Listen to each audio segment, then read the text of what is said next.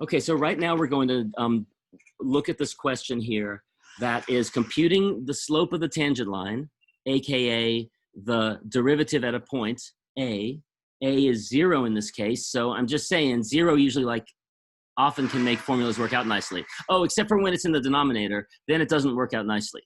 Okay, so f of x is 5 minus x minus x squared. So let's go ahead and get that written down. So Reed, you can turn off the screen once we get done writing all this down, I think. And then a is equal to 0. So we want to find the slope of the tangent line. And then part 2 says find the equation of the tangent line.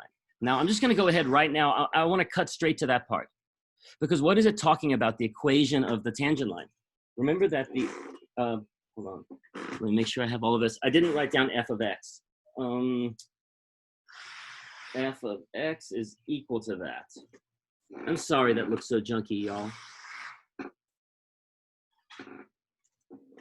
So that's like thing 1 that we want to use. And thing 2 that we want to use is that, remember that the equation of a line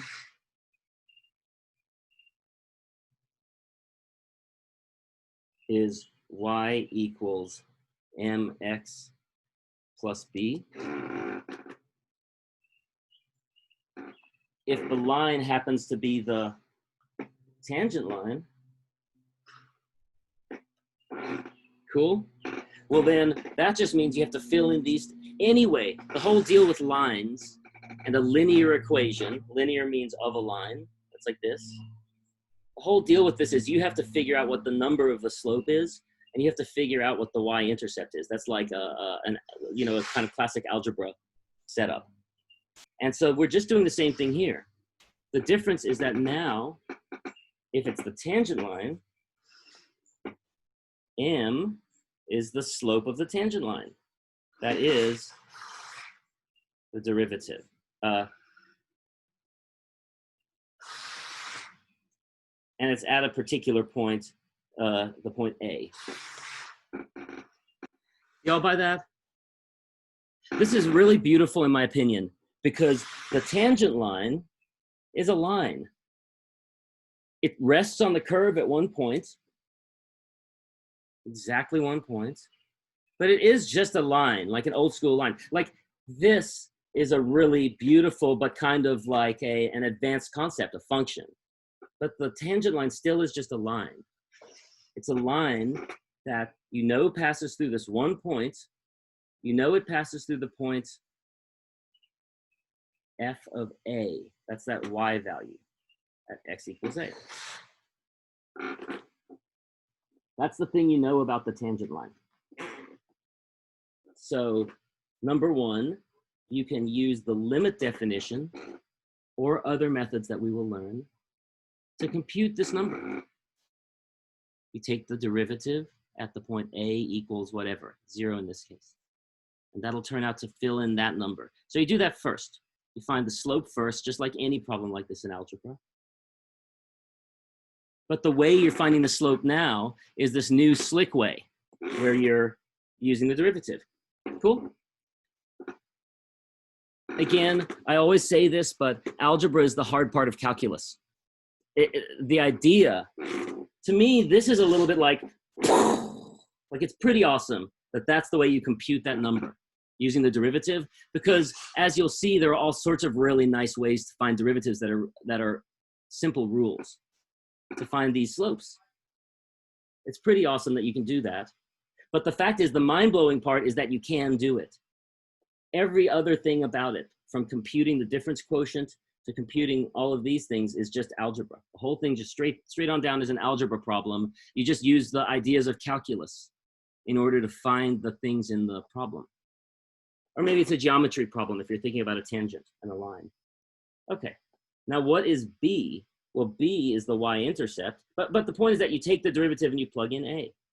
We're going to do this with this problem. To find the y-intercept b, well, what do you know? We know at x equals a, that point, we know y equals f of a.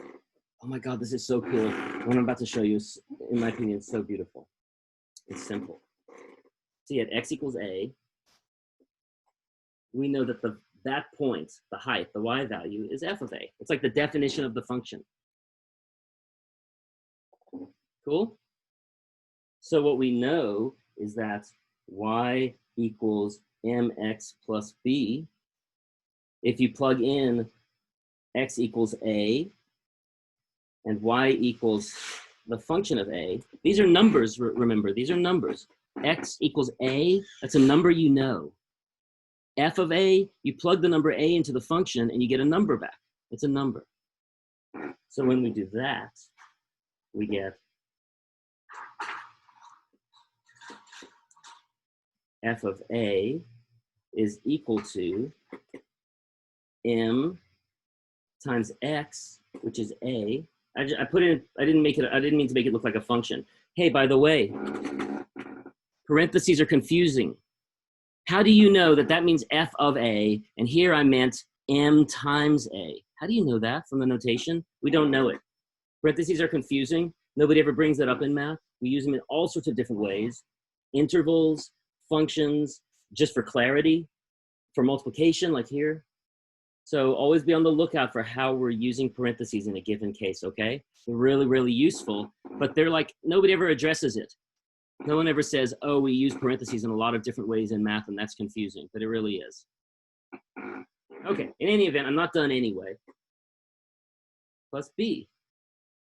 So the goal, if we are able to find the slope by finding the derivative at a point, find the derivative, plug in the point a, or however you like to do it.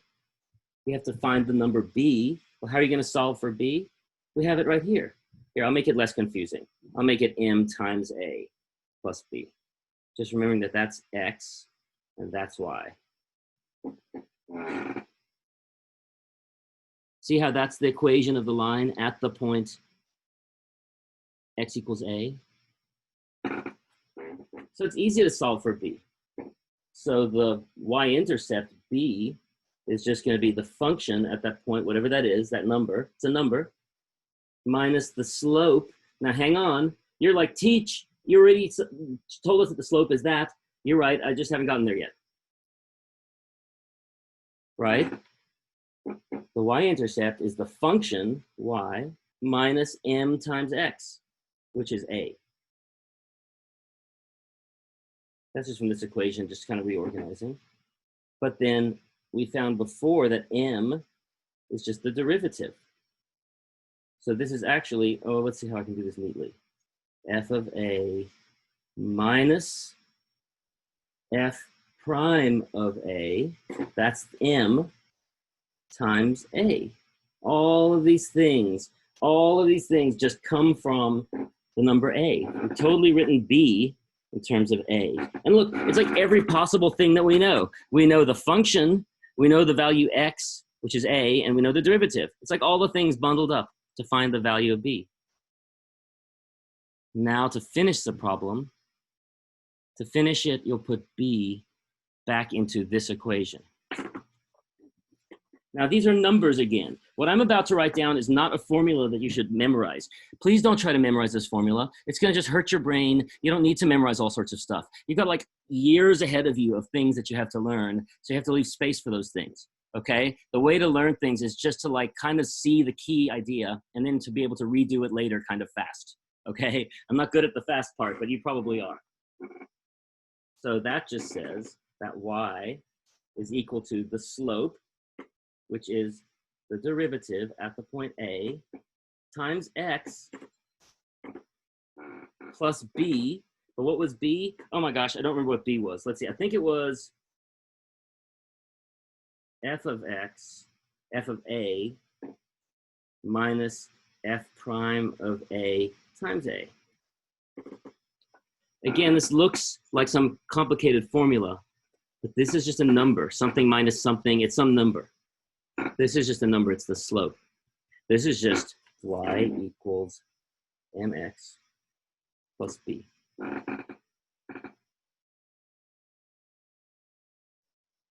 So now let's do it for the problem that we were looking at. This solves the second part, okay? That solves the second part of the problem. You just need to plug in all of those things and you compute those in the first part. Well, what do you know already? You know a equals 0. So what's going to happen to that term when you multiply it by 0, whatever it is? That's going to simplify because it's going to go away. F of a, we can plug in and see. X equals 0. Oh, sorry, no, misleading. X stays a variable. It stays a variable. And then the slope, whatever we calculated, is to be. So this is going to be something we can figure out. Let's do the difference quotient first. I'm going to write this down. There's no way I'm going to remember it. It's okay, we don't need to remember it. We'll just redo the whole thing again. So now let's look at the first part. Let's find the derivative or slope of a tangent line at the point a equals 0. Using the definition of the derivative. We want to use this definition because you can always pull it out in any case that you need this, if you don't know some fancy trick for it. Well, we're going to have we're using the formula f of x minus f of a over x minus a. That's the formula the problem wants us to use, which is the limit. Oh, and sorry, then in that case, hang on. It's the limit as x approaches a. So, I think I wrote that down wrong before. If I did, I'm not sure. Sorry if I did. X is approaching a. That means that this stuff downstairs is still going to 0. We don't get to get out of that, unfortunately. That's still going to go to 0. That's the limit as x approaches a of f of x minus f of 0 in this case over x minus 0. Well, we can just simplify that bottom part right away. Because 0, that doesn't necessarily need to be in there. Okay. So now remember how when we did this in the x plus h format, we needed to do some side calculations, and we still need to do that here. In this case, what is f of x? Well, we're given that in advance. We don't need to do a calculation for that piece. It's just given to us up front. F of x is 5 minus x squared. But we do need to compute f of 0. And I don't like to do that in the problem. It makes it too messy. I like to do f of 0 on the side. That's fine however you do it, as long as it's not too messy for me. Okay, so f of 0 is we plug 0 into this formula. 5 minus x equals 0, that's 0. I'm going to need to make a little extra room here, I think. Minus 0 squared, which just turns out to be 5 minus 0 minus 0. It's just 5. This isn't going to be too bad, I don't think. We're going to have the limit as x approaches a. Oh, and I can turn a into 0 here. It has a name now. Of f of x, so that's like 5 minus x squared, and then minus f of 0, which turned out to just be 5. And that is all over x. Oh, this is going to work out so nicely again. You're like, no, it's not, teach. X goes to 0 in the denominator. And I'm like, yeah, but this 5 and that minus 5 are going to cancel. And you're like, yeah, but then that's going to go to 0 in the numerator. It's just going to be indeterminate. It's going to be 0 over 0. And I'm like, is it? Is it, young Jedi? In fact, when 5 minus 5 cancel out, which they do, we're really left with minus x squared over x. I'm going to rewrite this. I'm going to rewrite this as minus x times 1 minus x. Try it out. I just factored out the x from these two terms. If you multiply back through, minus x times 1 gives you this negative x. Minus x times minus x, sorry about that, plus 1 plus x. Minus x times x gives you minus x squared. This is looking fine. This is looking really nice, actually, because we have x upstairs. We have x downstairs. upstairs, downstairs. They're like, they have like a laser battle. They're like, and they just cancel. We get the limit as x approaches 0 of minus 1 plus x, which is, let's just go ahead and now we can let x go to 0. Notice how I kept this cumbersome symbol in all those times. We can't get rid of it until we actually do this thing. We're going to do it now. This is minus 1 plus 0. We can plug x in because this is continuous. For one thing, all polynomials and linear functions are continuous. We could also prove it using the things you've been doing in your homework. So this is minus 1 plus 0. Well, 1 plus 0, that's just 1. So it turned out that, in this case, the derivative is minus 1. Hang on, let me double check that.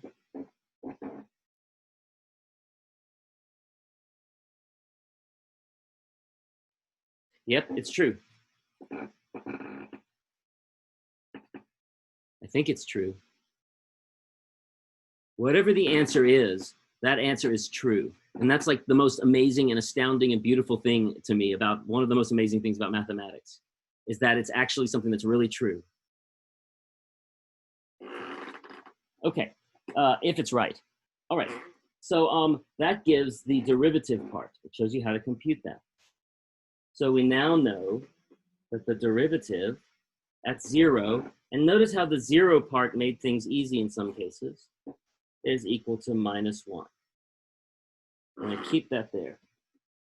But I'm going to erase the rest.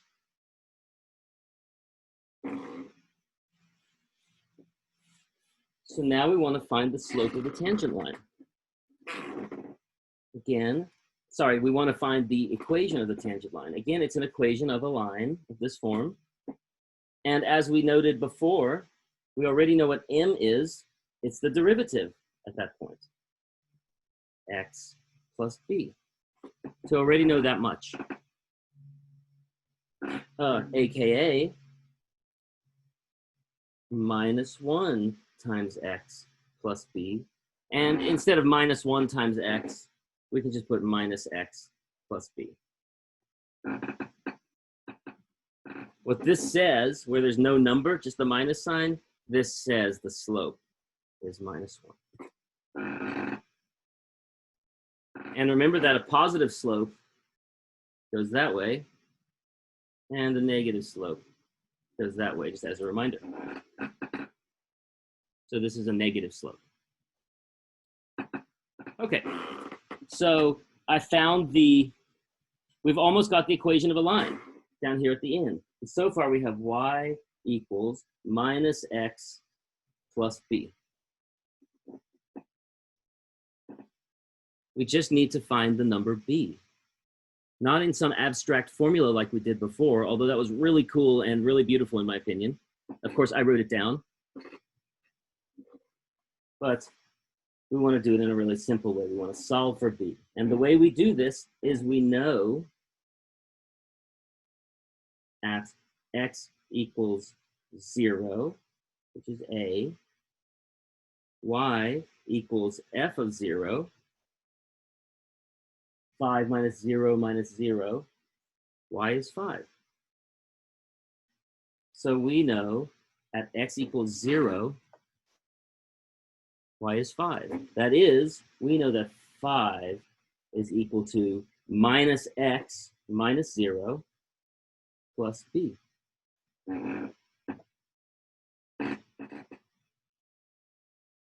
By that, we plugged in the x value and the y value that we know. That's the way you solve for b, usually.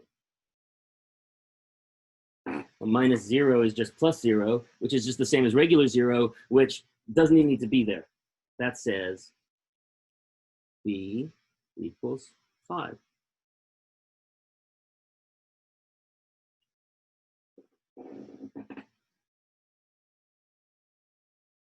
I think that that's right.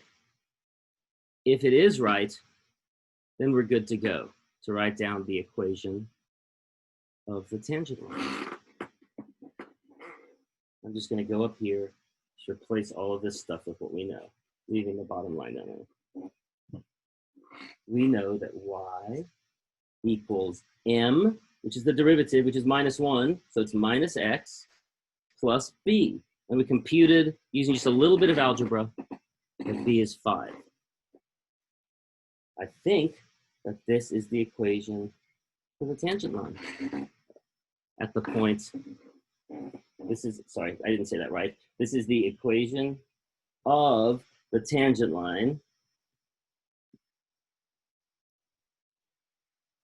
to the curve y equals f of x at x equals 0.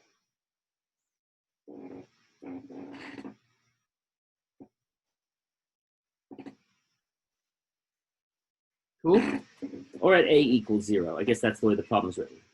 At a equals 0. X could be any number. We'll do it that way. One of those internet videos that I was talking about. All right, cool? Okay, so that's my my secondary rant on working the difference quotient a different way, and then also on us doing this doing the equation of the tangent line. Also, I think in Wednesday's lecture I did a different problem like this, but I also think I failed to record it. Hey, I'm recording right now though, so that's good. So all right, cool. Any questions?